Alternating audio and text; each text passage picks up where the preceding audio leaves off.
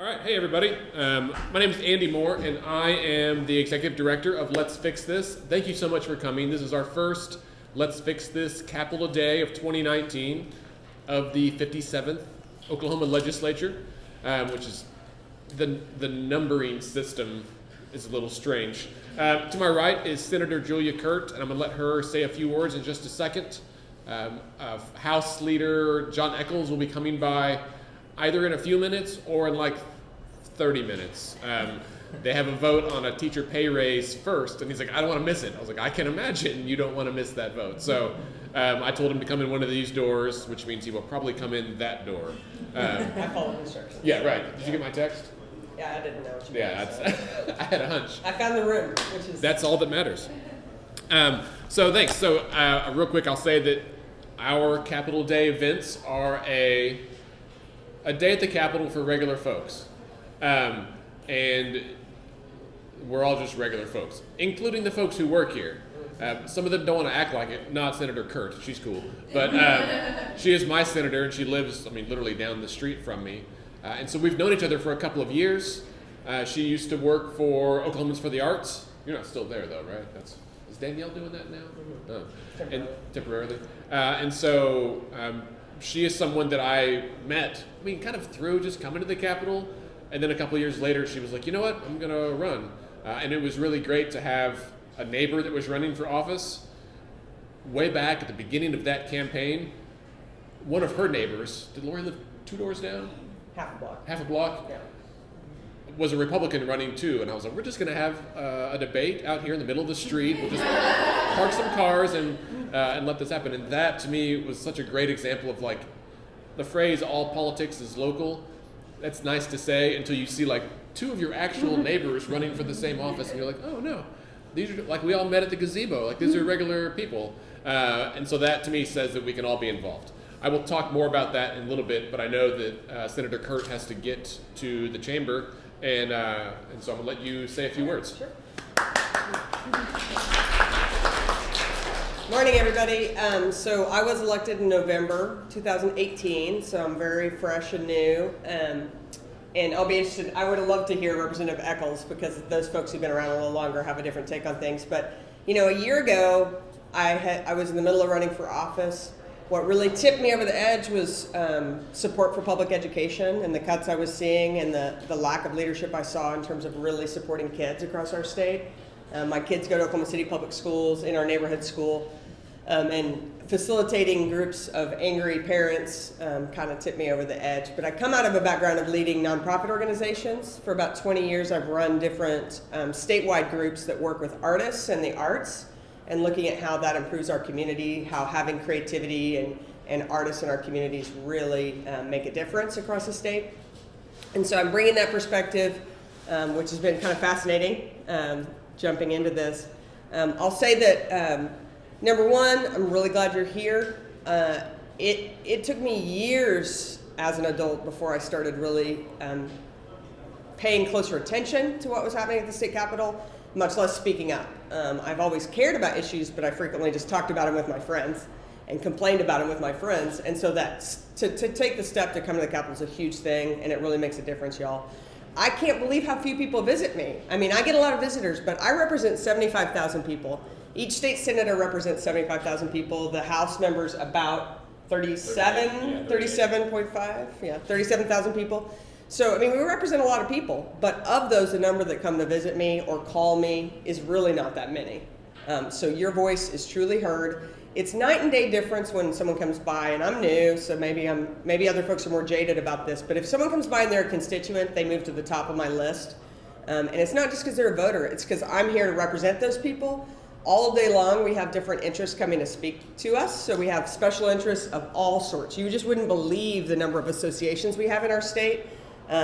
Like this week alone, I had the Aggregates Association. So those are the people who work in construction with the aggregates. We have healthcare, we have different business interests, we have different social service interests coming. So if somebody says, I live in your district and here's what I care about, it's like gold to me, compared to all this other information that's being thrown at me. So your voice does matter. The other thing I would say is don't assume anyone knows what you know. So what I find is, I've had my experiences. I've been involved in nonprofits. I've been involved with certain aspects of community, but there's tons of things I don't know about. And I don't jump ahead when you're talking to your elected officials. Make sure they understand where you're coming from. You're in school, how you got there, what you care about, why you care about it. Because we didn't have that experience. And what I found when I was meeting voters, knocking on doors, I would go talk to strangers at their doors. People's experiences are so widely varying. Did they go to college? What did their parents do? Where did they live? What happened to their sibling? There's so many different reasons we have the values we have. And if you can speak to that, it's really meaningful to give people a connection to your issue. For instance, I'll say that, I have no idea about agriculture issues.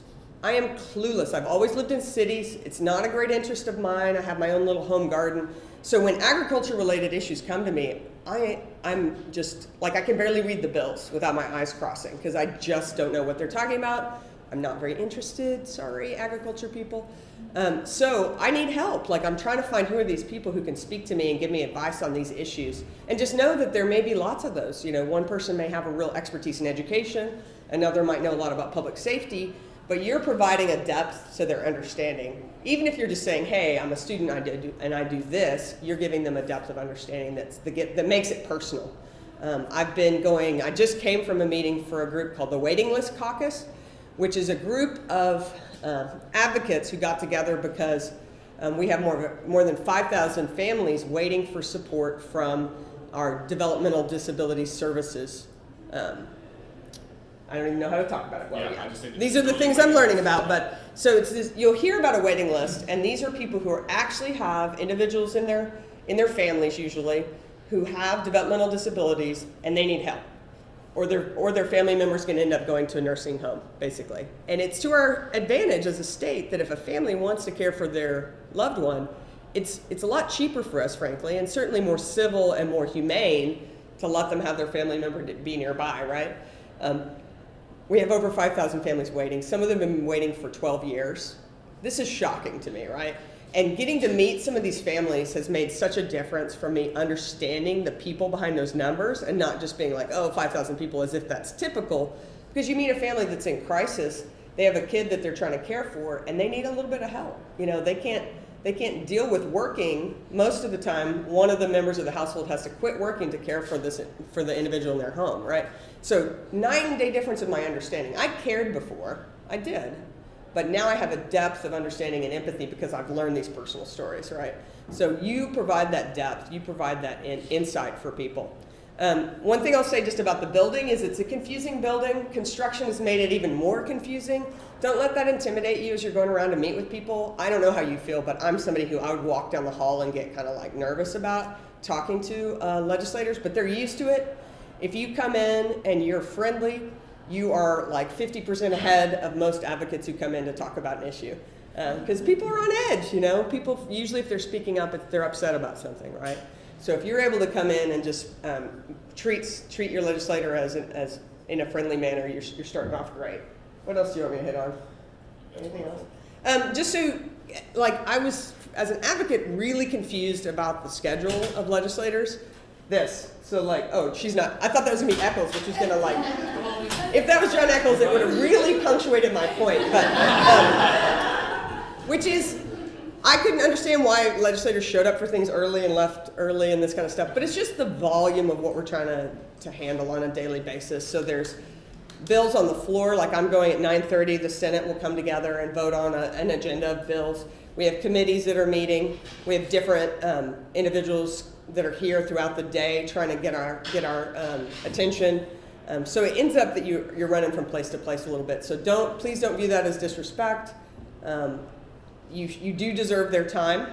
Take that time when you get it. I think I always felt oh, I'm sorry for interrupting you. Just know that the whole day is interruption, so you are not an interruption in that person's day. You are an important voice in this state, and I'm really glad you're here to speak up. So thanks for being here. Come see me. I'm on the 5th floor, 514. Okay. Thank you very much. Thank you.